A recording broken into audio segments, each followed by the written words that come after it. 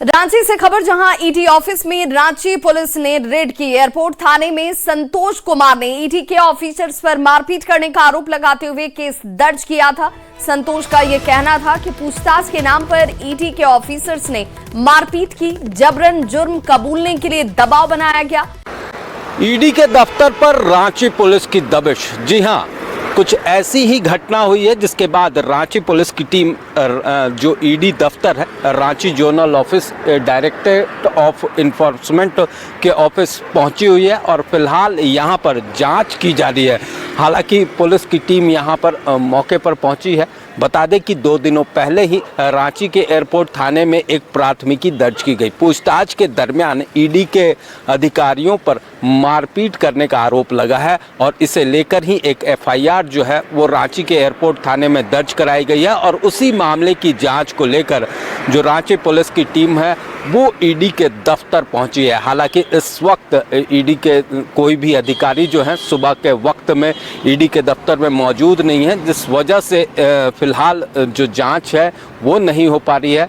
Ranchi police की team अंदर ज़रूर गई थी, लेकिन अंदर के जो कार्यालय हैं वो बंद थे, जिस वजह से फिलहाल जो जांच है वो नहीं हो पाई है। लेकिन जैसे ही अधिकारी पहुंचेंगे, अंदर का दफ्तर खुलेगा तो ये जांच प्रक्रिया आगे बढ़ेगी। बता दें कि 2 दिनों पहले पेयजल विभाग के जो अनुबंध कर्मचारी हैं जिन पर एक मामला दर्ज था गबन का, उनसे पूछताछ की गई थी और उसी पूछताछ के दरमियान उनसे मारपीट और अभद्र व्यवहार किया गया था और उसी दरमियान संतोष कुमार की सिर भी फट गया था, जिसे लेकर ही उन्होंने एयरपोर्ट थाने में मामला दर्ज कराया गया है और उसी मामले को लेकर रांची पुलिस की टीम ईडी के दफ्तर पहुंची हुई है। अब देखना होगा कि इस जांच में क्या कुछ तथ्य जो हैं वो सामने आते हैं। रांची से न्यूज़ 18 के लिए ओम प्रकाश।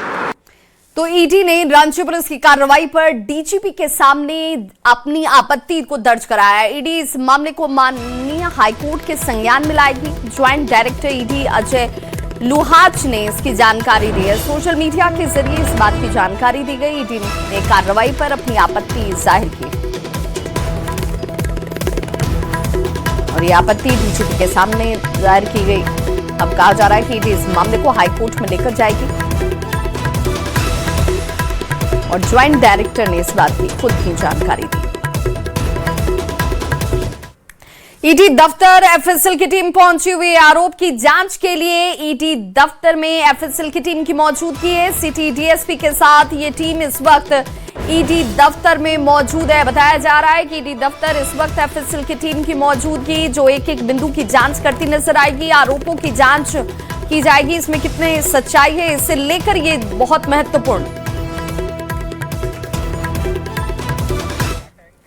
तो वहीं बाबूलाल मरांडी ने ईडी दफ्तर में पुलिस की रेड को लेकर सोशल प्लेटफॉर्म एक्स पर एक पोस्ट किया। उन्होंने सबूतों से छेड़छाड़ की आशंका जाहिर करते हुए केंद्रीय बलों की तैनाती तक की मांग कर दी। उन्होंने अपने पोस्ट में लिखा, रांची के एयरपोर्ट रोड स्थित ईडी के क्षेत्रीय कार्यालय को रांची पुलिस द्वारा घेरने की सूचना प्राप्त हो रही है। ईडी कार्यालय में मुख्यमंत्री एवं पुलिस प्रशासन से जुड़े हुए हजारों करोड़ रुपए के भ्रष्टाचार के मामलों से संबंधित महत्वपूर्ण साक्ष्य मौजूद हैं।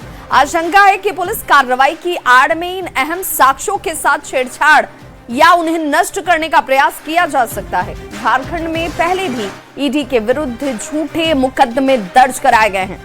झामुमो कांग्रेस कार्यकर्ताओं की तरफ से ईडी पर हमले की कोशिश की जा चुकी है और ऐसे में घटनाएं जांच एजेंसियों के स्वतंत्र एवं निष्पक्ष कार्य में बाधा डालने का प्रयास है।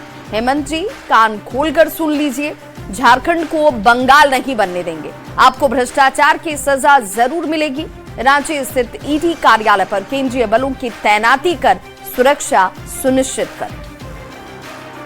कार्यालय में रांची पुलिस की दबिश देखने को मिल रही है और इसे लेकर नेता प्रतिपक्ष बाबूलाल मरांडी ने भी एक्स पर पोस्ट किया है, जिसमें कि साफ तौर से उन्होंने ये आशंका जाहिर की है कि ईडी के दफ्तर में दबिश के दरमियान कई कागजातों के साथ रांची पुलिस छेड़छाड़ कर सकती है।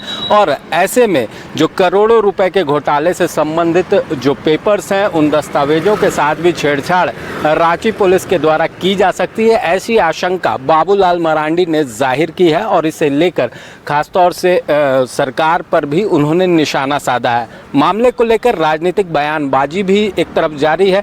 खासतौर से बात करें तो जेएमएम जहां इसे पूरे मामले को कानूनी जो पहलू है उसके बात को दर्शाने का कार्य कर रही है, तो वहीं दूसरी तरफ बीजेपी इसे लेकर सवाल उठा रही है और खासतौर से संवैधानिक संस्था पर हमला करना बता रही है। अब देखना होगा कि इस पूरी जांच में क्या कुछ तथ्य सामने आते हैं और किस तरह से रांची पुलिस इस जांच में आगे बढ़ती है। रांची से न्यूज़ 18 के लिए ओम प्रकाश।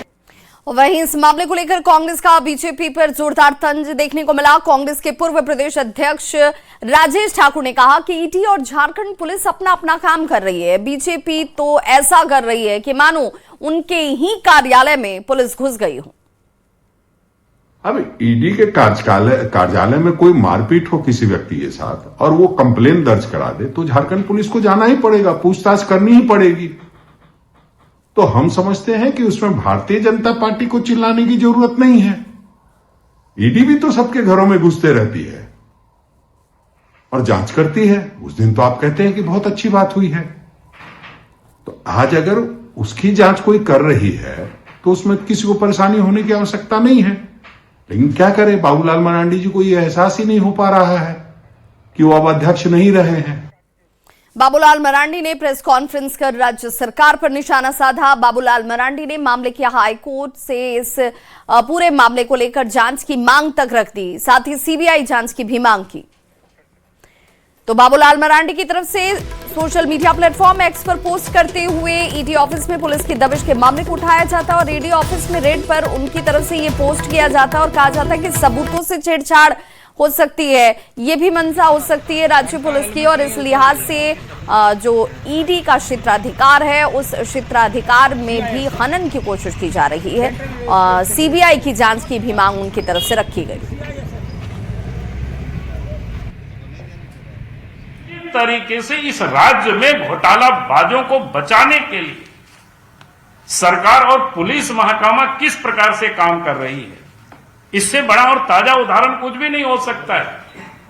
और लगता है नियम कानून को ताक पर रख करके डीजीपी को आज तदासा मिश्रा को भी शायद इसीलिए नियुक्त किया गया है। और इसलिए मैं हाईकोर्ट से मांग करता हूं कि भाई हाईकोर्ट को स्वतः संज्ञान लेना चाहिए इस प्रकार की मामला को।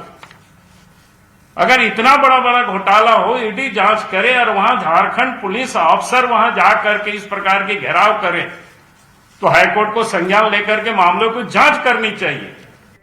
तो रांची के ईडी ऑफिस पर रांची पुलिस की दबिश के मामले पर राजनीति अब तेज हो गई है। बीजेपी ने राज्य सरकार पर गंभीर आरोप लगाए और कहा कि पावर के घमंड में राज्य सरकार चूर है और यही वजह है कि इस तरह की खबर सामने आ गई है।